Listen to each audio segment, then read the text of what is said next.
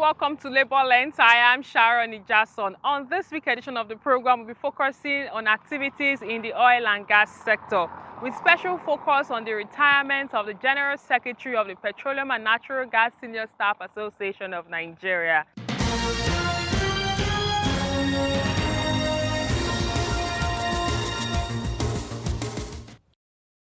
The Petroleum and Natural Gas Senior Staff Association of Nigeria, PENGASSAN, has held a farewell dinner in honor of its outgoing General Secretary, Comrade Lumumba Igotemu Okugbawa, marking a triple milestone: his 60th birthday, retirement from active union service, and the launch of his book. Born December 4th, 1965, and hailing from Ughelli in Delta State, Okugbawa's journey into organized labor reflects decades of preparation, conviction, and service. Fondly known within the association as Sweet Lumi, he began his educational journey at Government College Ughelli before proceeding to the University of Ibadan, where he earned a degree in political science between 1981 and 1984. He later returned to the institution to obtain a master's degree in industrial and labor relations in 1992, a foundation that would shape his approach to union leadership. I don't know how to say a very, very big thank you for this honor, the first of its kind to any outgoing General Secretary of PENGASSAN. After nearly 23 years of service within PENGASSAN, Comrade Okugbawa has officially retired from office. The event brought together labor leaders, colleagues, family members, and stakeholders from across the oil and gas sector to celebrate a man many describe as a bridge builder within Nigeria's labor movement.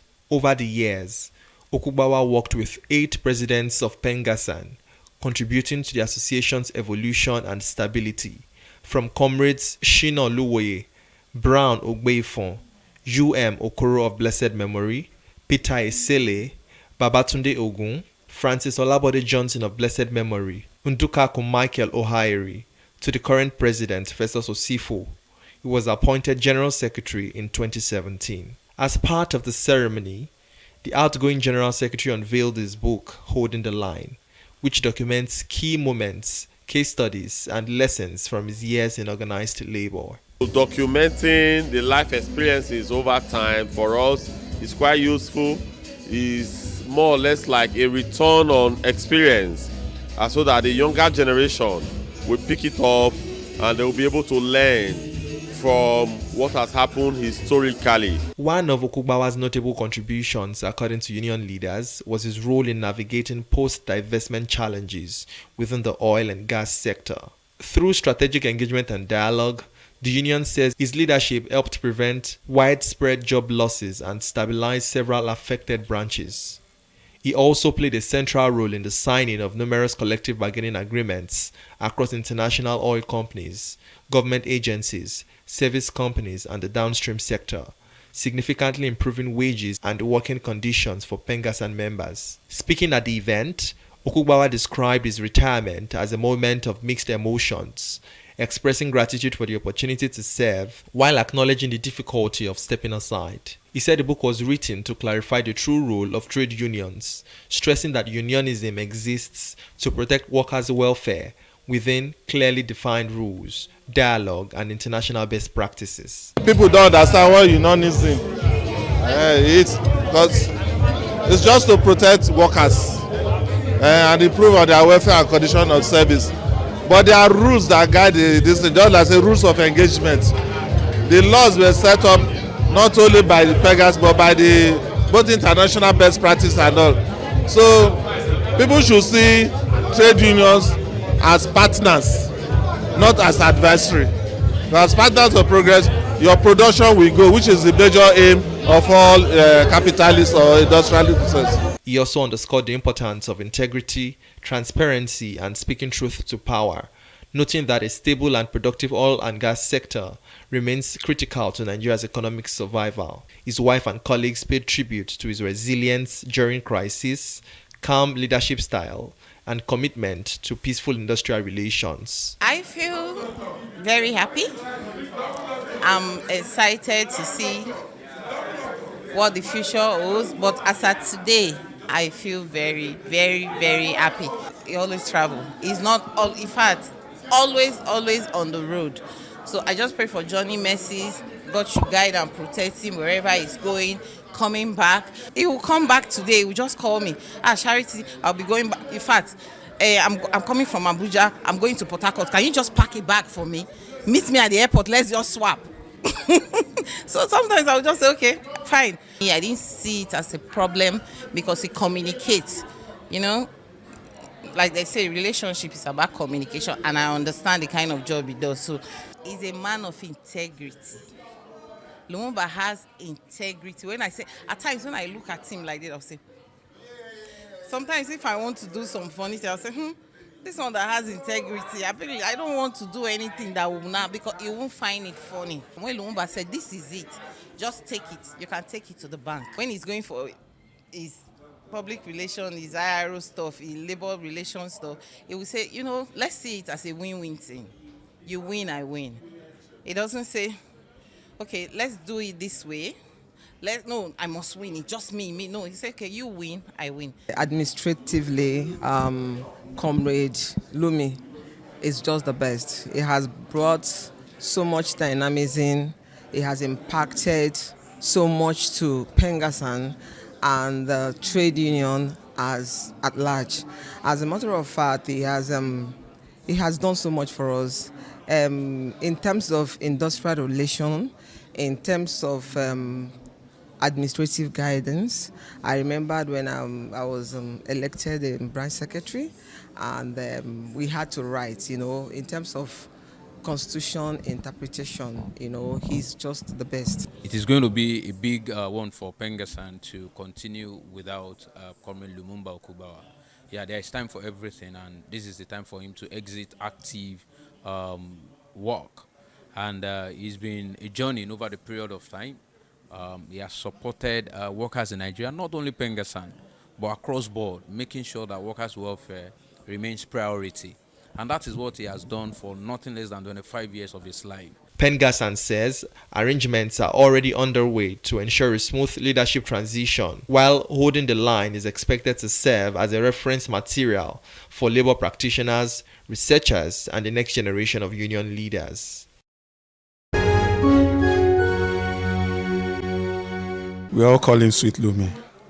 He has been a boss. He has been a leader. He has been someone that I could follow. But one vital thing I learned from him is to take his time to attend to issue. That alone kills everything that issue is coming with, kills the fire it comes with, and the ability to give you the right solution. I have known him since he came into the association, and we have been we've worked together for this long, and that is over 2 decades now. And one striking thing I know him about is that he is so calm and calculated. And that is one of the things I'm trying to learn from him. He's not the type of person that gives things in bits, which may even bring about discouragement along the way, but he can make plans and then bring the full-fledged plan to the public. By virtue of the position he holds, is a very important fulcrum in the business of, in PENGASSAN's business. And so everybody, one way or the other, you must have a need for Comrade Lumumba. And luckily enough, he's somebody who is approachable. He's somebody who is always available. No matter how you disturb him, he tries to make sure he's calm, and he has taught me personally to look at things from a calm point of view, to always think things through. He's an astute administrator, an industrial relations specialist, a man who believes and advocates for a win-win strategy in every issue. He will be greatly missed, having spent 10 years on the saddles as the PENGASSAN General Secretary. We will miss his mentorship, we will miss his objectivity, and above all, will miss his emphasis in giving opportunity for everybody to flourish. On the profile interview segment this week, I'll be speaking with the 7th General Secretary of the Petroleum and Natural Gas Senior Staff Association of Nigeria, Comrade Lumumba Okugbawa. It tells me what it means to serve the union for more than 20 years, his experience as regards negotiation, and the way forward towards ensuring industrial harmony in Nigeria. It's good to have you on the program. A lot has been happening in the world of work, and congratulations on a successful retirement from as a trade administrator at PENGASSAN. Can you tell me what has it been like for you to be the 7th General Secretary of the Oil and Gas Union in Nigeria? What has it been like? And if I'm right, you're like the longest serving General Secretary. What has it been like trying to advocate for workers? Thank you very much. You know, they say, soldier go, soldier come, barracks remain. So the General Secretary of a trade union is usually the barracks, that stays behind and mentors incoming officers. The officers are the chief accounting officers of the union, while the General Secretaries are supposed to be the chief administrative officer. So they must lay down the background, the foundation, and everything for smooth running of the secretariat.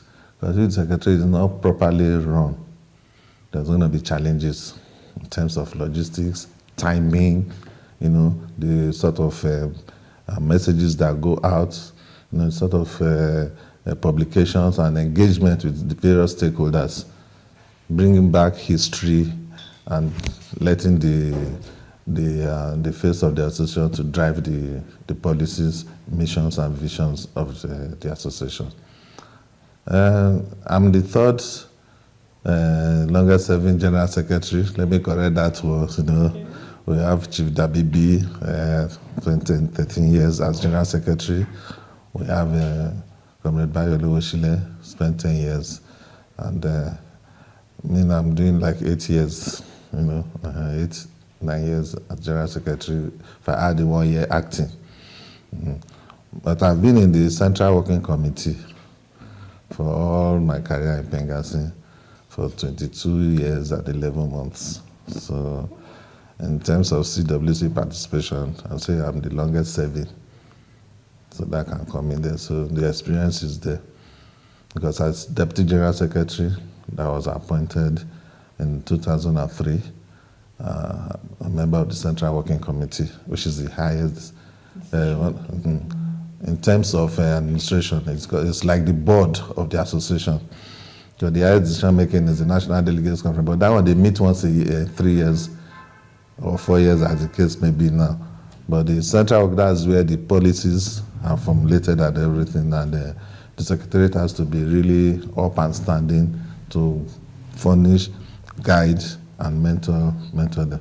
Was there any particular struggle that actually formed your perception about trade union movement in Nigeria? As an administrator, you also get to know the history of trade unions, Some people just look at trade unions as maybe Abu Rosas or what do I call it? Let's say troublemaker. Let me come to this. No, but that's not the case.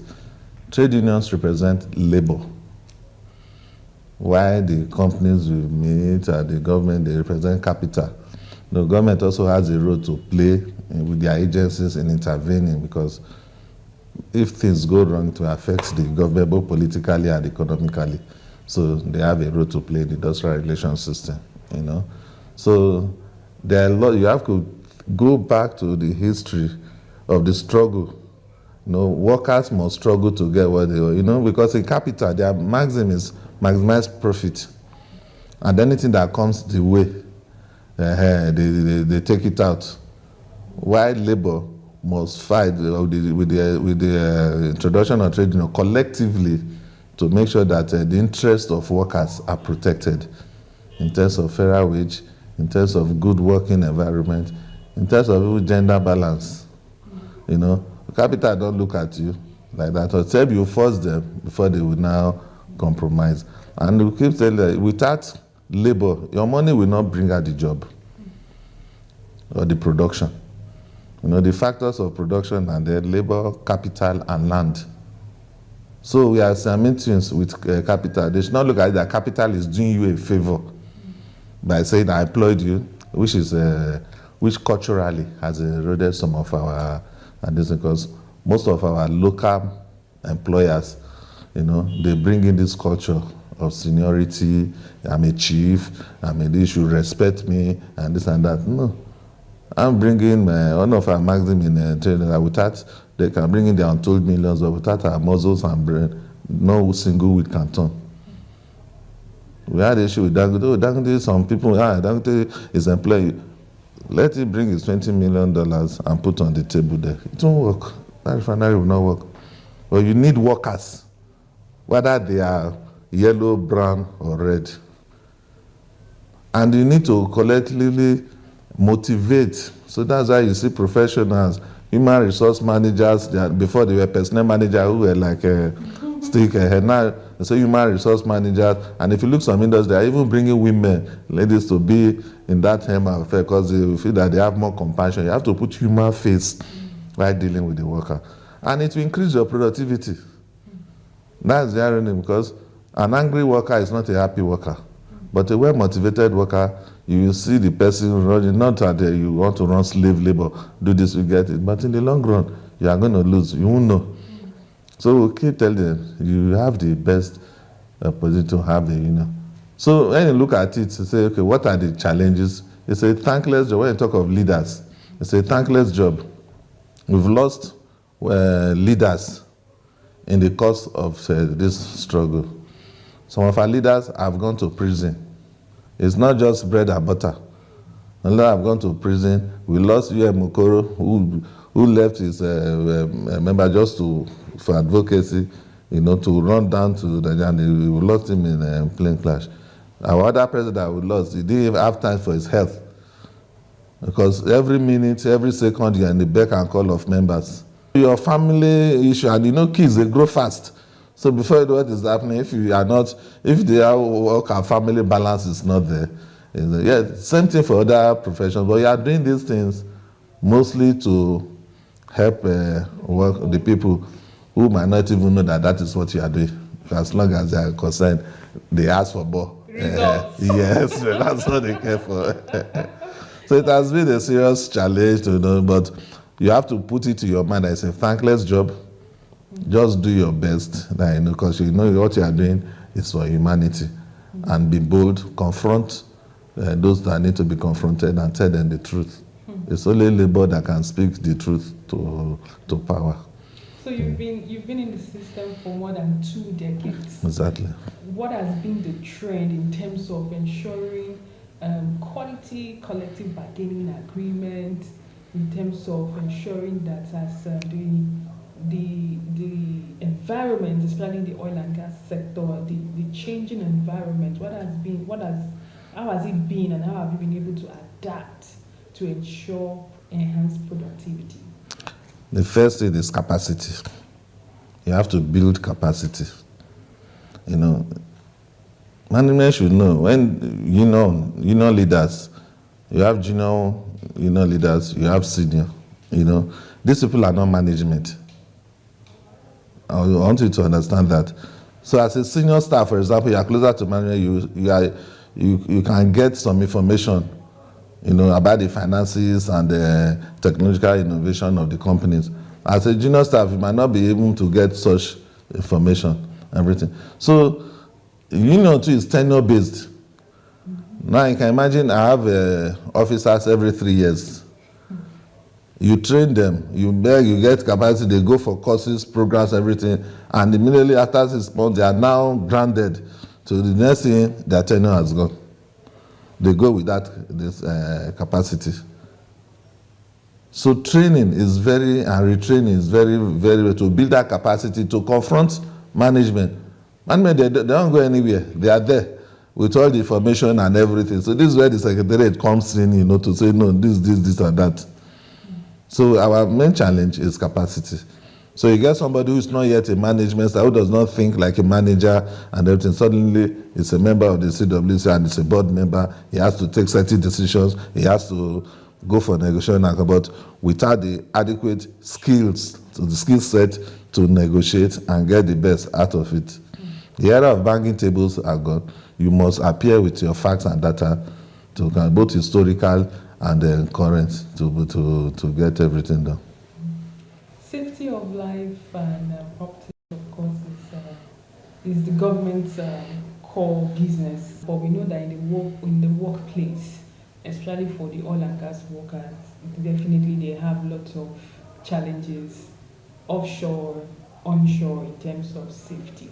What has the union been able to do during your time to ensure enhanced safety?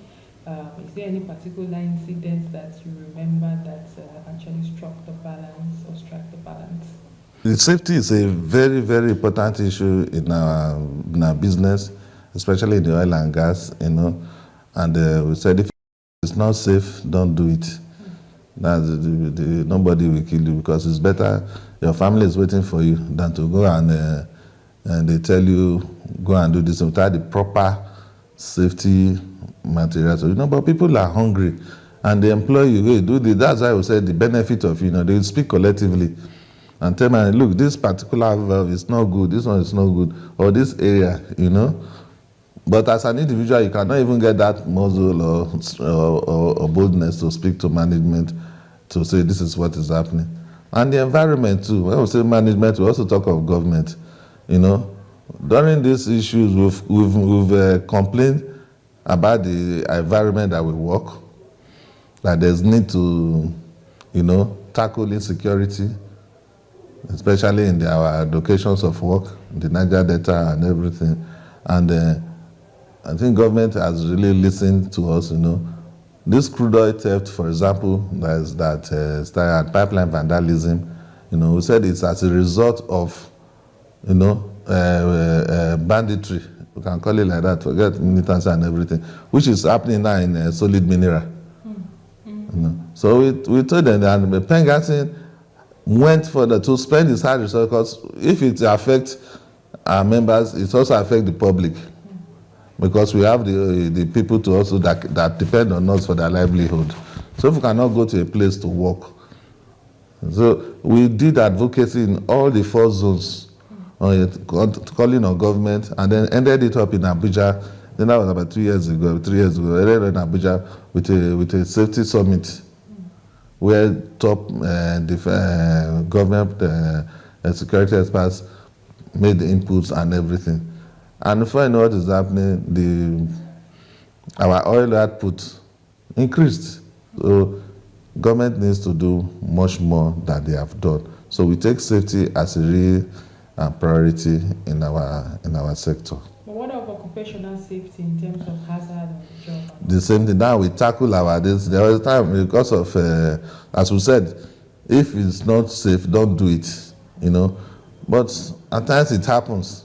But want to limit it, lost time injury, LTI, to limit to the barest minimum as much as possible. Even the vessel you use to locations, we lost about 6 of our members in a helicopter crash. So when you say that, it's not like it's easy, they go, the waterways are not safe. You go to a certain location, you see gunboats manning is their way at war. To secure one gunboat and feed those on, you know how much it is. If they use that money to employ more people, unemployment rate will go down at least for some time. So we need to make sure that this thing is nipped in the bud. Anybody that commits felony, government should come hard on those groups and their sponsors. There's nothing like playing politics with it. We must come down on felony and criminality. It's simple. There's no 2 ways about it. Okay, moving on. Looking at the world of work in the 21st century, the advent of COVID-19 a few years ago, how the world of work has changed. Everything is going digital. the future of work is here.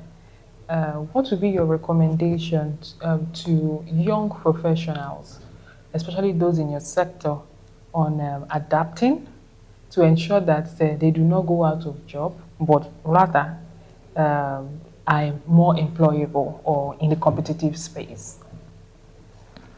It's a challenge. IT, AI, all of those, they are realities. You know, years back we were fighting globalization, and it's true that the world has become a global village. I sit here with my phone and I'm sending an invoice to somebody in China, and you can digitally sign and get it done.